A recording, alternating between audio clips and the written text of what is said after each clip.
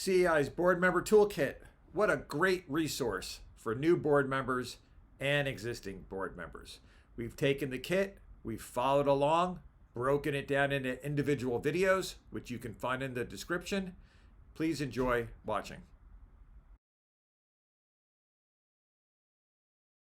CI mentions rules. Mostly they talk about the importance of enforcing them. Putting aside the actual rules themselves, enforcement of rules is a big issue. How do you enforce them? Boards are pretty much limited to warning and fining, but if bylaws are so vague that it makes it difficult to even enforce with warning and fining. But there are cases in New York that have it, they imply it. In other words, if you have among your powers the power to enforce your rules, how else are you going to do it other than with warning and fines? Fines, of course, can't be excessive.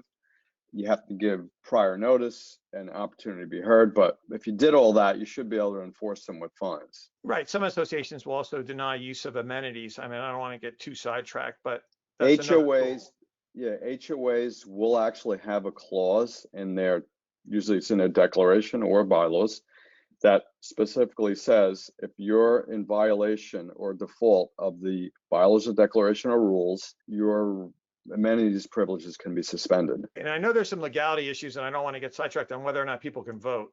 Well, no, again, it has to be in the bylaws. So if you have a clause like the one I just mentioned that you could suspend the amenities, it might, bylaws, they say it may also extend to voting. But if it doesn't specifically extend to voting, then you know everyone still has a right to vote.